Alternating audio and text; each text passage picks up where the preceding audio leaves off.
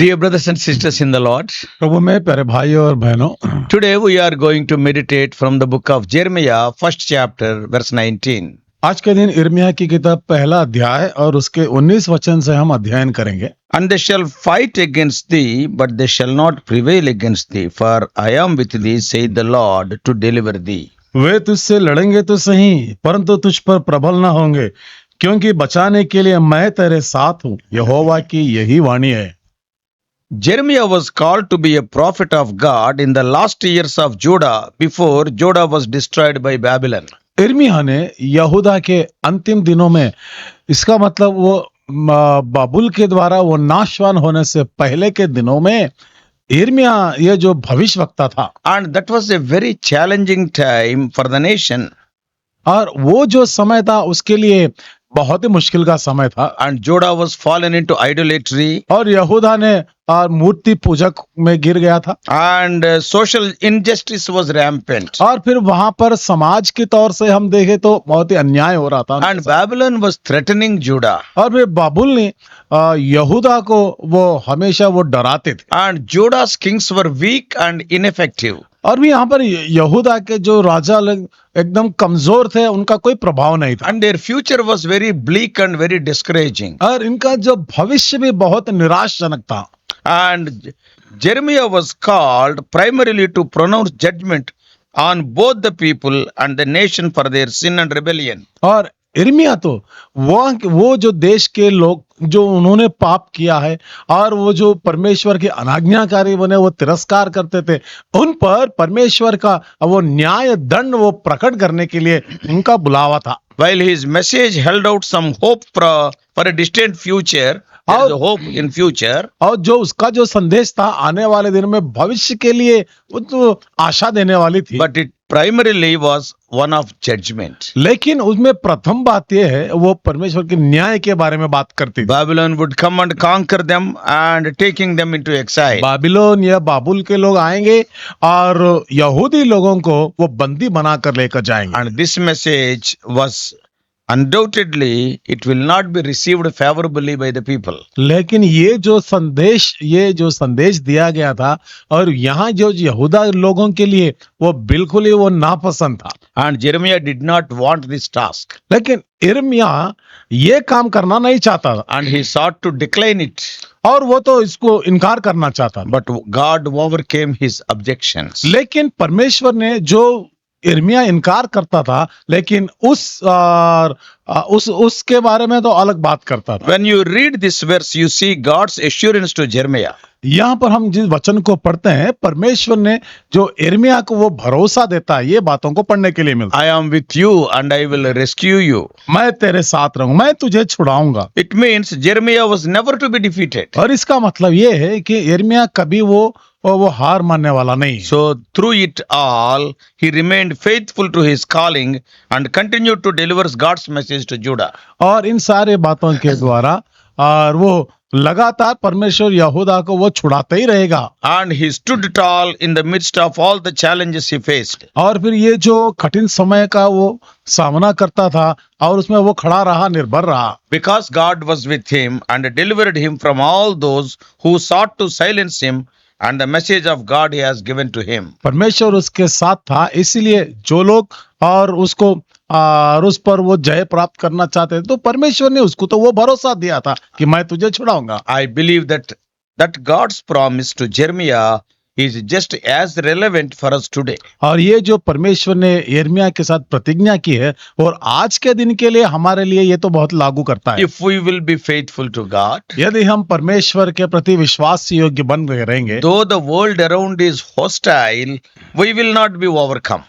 हो सकता है हमारे आगे जो संसार है जो हमारे विरोध में रहता है, लेकिन वो हम पर जय प्राप्त नहीं कर सकेगा। And life may not be always roses and chocolates. और ये जो हमारा जीवन है हमेशा फूलों की तरह वो खिलता नहीं रहेगा, And there will be difficulties.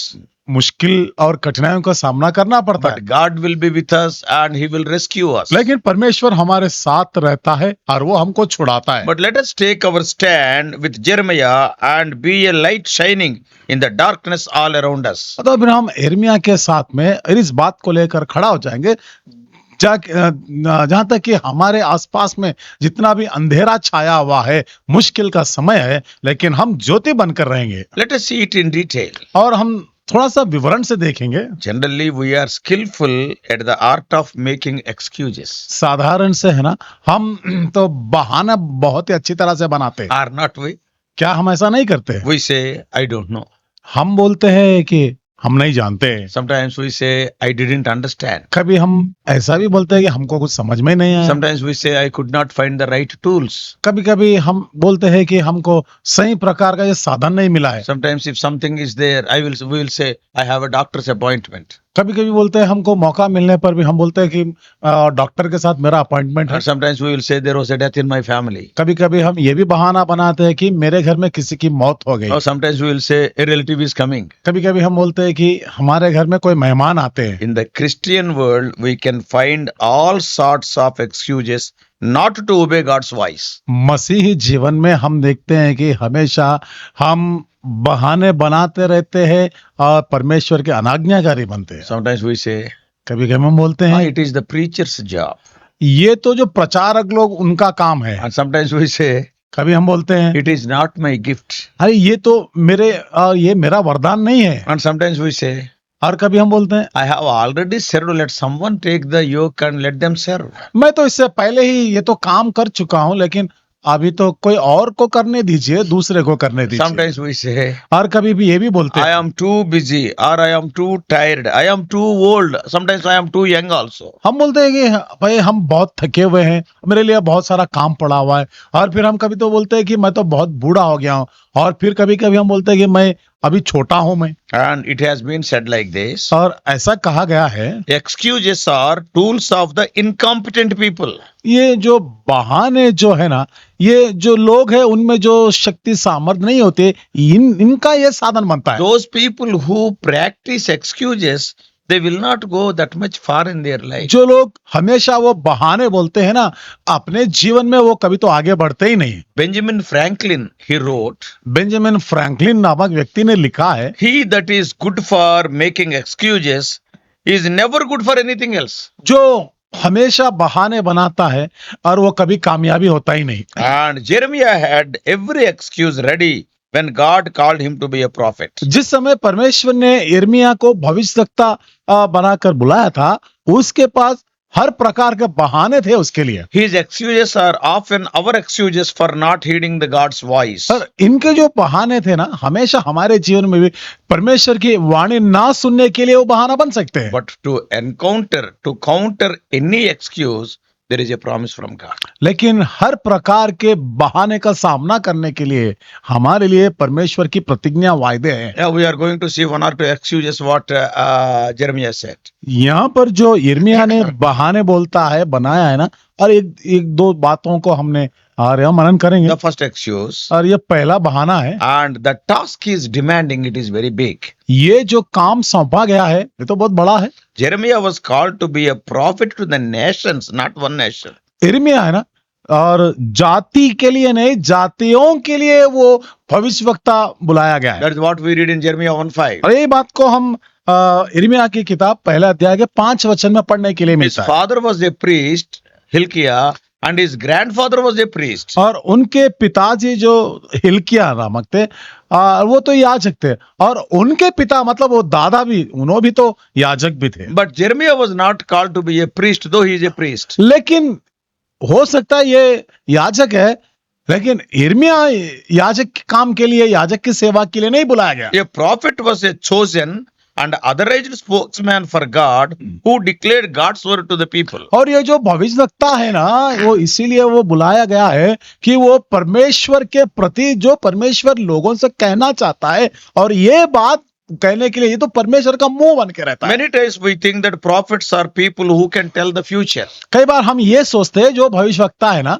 जो आने वाले भविष्य के बारे में बताने वाले हैं। But the prophet spoke messages to the present that has future ramifications. लेकिन ये जो भविष्यवक्ता लोग हैं ना, अभी प्रस्तुत काल के लोगों के बारे में, आने वाली बातों के बारे में वो बात करते हैं। They were to expose the people's sins. वो तो लोग जो पाप करते हैं उसको दिखाने वाले थे। And also they have to call them back to their covenant responsibilities before God. और फिर ये लोग को फिर वापस दोबारा फिर परमेश्वर जो प्रतिज्ञा की है उसके और वो लोगों को खींच कर लाते थे। So being a prophet was more demanding than serving as a priest. तो इसीलिए ना उन दिनों में याजक की सेवा करने से तो भविष्यवक्ता करने वाली सेवा का भी बहुत बड़ा डिमांड था उस दिन। That is, they were so demanding means it is very difficult. इसका मतलब है ना ये बहुत मुश्किल का सेवा है वो जो भविष्यवक्ता का Yeah, सेवा the करना है। priest's duties are predictable. What he has to do, he know it. जो याजक की सेवा है ना वो तो जान सकते हैं वो क्या करना है क्या नहीं करना रहता Yeah, everything was written down in the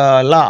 है। और हर एक बात यहाँ पर व्यवस्था में लिखी हुई रहती है। But the prophet never knew from one day to the next what the Lord would call him to say or to do. लेकिन भविष्यवक्ता ये नहीं जान सकता है कि कल के दिन आने वाले दिन में परमेश्वर ने क्या बोलने वाले हैं, कौन सा काम उसको वो देने वाले हैं और वो कहाँ जाना पड़ेगा ये तो नहीं बताते। The prophet labored to change the present so the nation would have a future.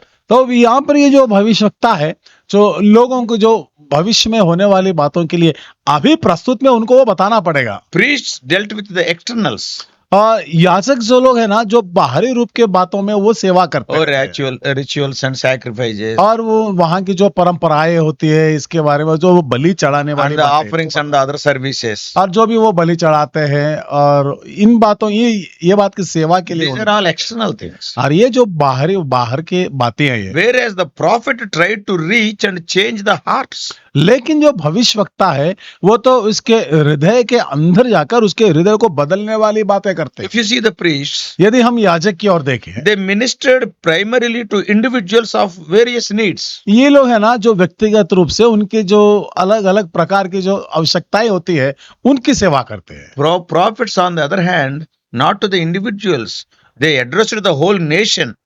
अब दूसरी तरफ से हम भविष्यवक्ताओं को यदि हम देखें वो व्यक्तिगत रूप से एक व्यक्ति के लिए नहीं लेकिन जातियों के बारे में वो लोग बताते हैं। And those nations are not willing to receive that message again. और भी ये जो जातियों के लोग है ना ये संदेश को वो लोग स्वीकार करना नहीं चाहते। And if you see the priests, यदि हम याजक की ओर आएंगे they belongs to one special tribe and therefore had the authority and respect. एक वो प्रत्येक गोत्र के वो होते हैं और उनका बहुत आदर और गौरव मिलता है उनको। Oh, they are from Levitical background. और वो उनका जो लेवी गोत्र से लेवी वंश के रहते हैं And they are from Aaron's family. और फिर वो आरोन के वंश से आते हैं। So suppose if anybody says he is from Aaron's family, automatically people will respect them. तो इसीलिए या कोई कहे कि ये जो आरोन का वंश का रहने वाला है तो वहां पर अपने आप से उनके बहुत गौरव आदर देते हैं। But a prophet could come from any tribe and had to prove his divine call. लेकिन जब वो भविष्य लगता है वो जो कोई गोत्र से वो आता है ना तो उसके बुलाव का वो लोग साबित करना पड़ेगा। Priest need not, prove his call.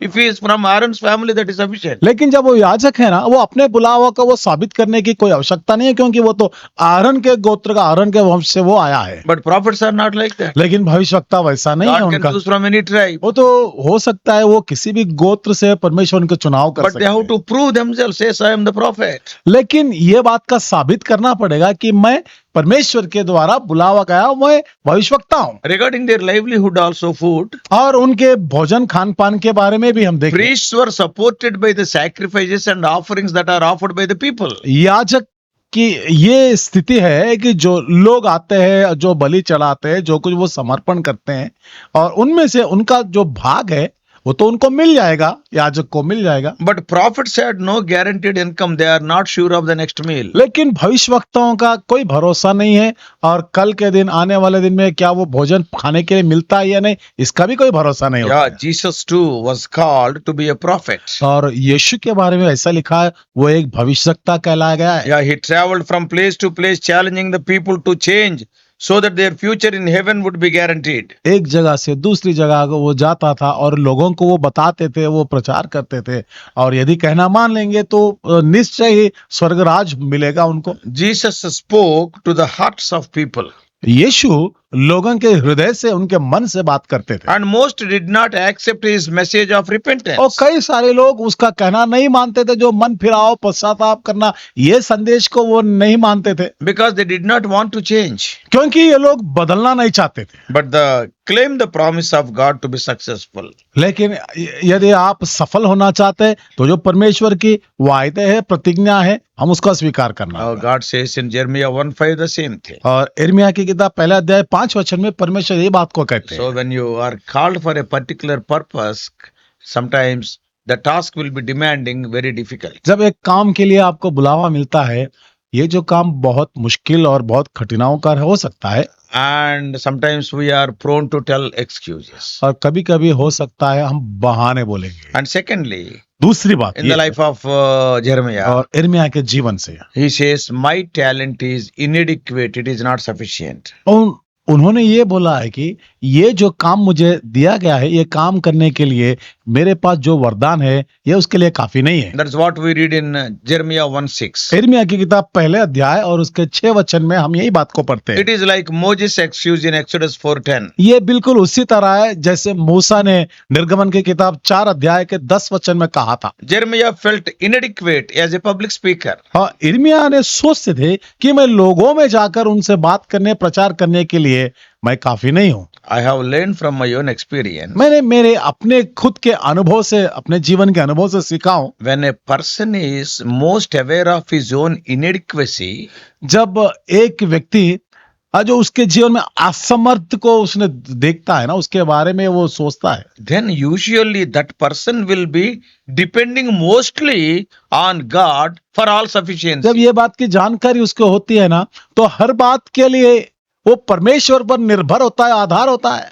My inadequacy has caused me to rely upon God. क्योंकि ये जो मेरा असमर्थी मेरे जीवन में है ना, परमेश्वर पर निर्भर होने के लिए कारण बना है। And the promise is, और यहाँ पर ये जो प्रतिज्ञा है, His strength is made perfect in our weakness. और उसकी शक्ति मेरी कमजोरी में वो पूरी होती है। His glory is manifested through my flaws or failures. और मेरे जीवन के जो गलतियां हैं, उनमें ऐसे स्थिति में परमेश्वर की महिमा दिखती है। In such a situation, claim Jeremiah 1:9. ऐसे परिस्थितियां जब आती हैं तो इर्मिया की किताब पहला अध्याय 9 वचन को हम उस पर भरोसा कर So सकते the हैं। first excuse is the task is demanding, very difficult. ये जो पहला बहाना है, ये काम है जो बहुत मुश्किल और कठिन है। Prophet to be the nations. यहाँ पर जातियों के लिए वो भविष्यवक्ता है। And second excuse can be my talent is inadequate. और फिर ये जो दूसरा बहाना था, उन्होंने बोल दिया कि जो वरदान है मेरे पास उसमें बहुत कमी है। And the third excuse, और तीसरा बहाना है, the time is not right. और ये अभी ठीक समय नहीं होता है। ये In Jeremiah 1:6, इर्मिया की किताब पहला अध्याय 6 वचन। Jeremiah said to God, I am only a youth. अब इर्मिया ने परमेश्वर से कहा कि मैं तो बालक हूँ। So the word youth means he was young, unmarried man in his teens or maybe early 20s. यहाँ पर जो लड़का है या तो फिर बालक कहता है, इसका मतलब है जो 20 वर्ष के आसपास में जो उसकी अभी विवाह नहीं हुआ है। Yeah, many scholars think that Jeremiah was around 20 to 25 at the time of his call. पंडितों का मानना ये है, जिस समय परमेश्वर का बुलावा इर्मिया के लिए आया था, उस समय लगभग वो 20 साल का हो सकता है। And his reply is not so much revealing his age as much as a deep sense of immaturity.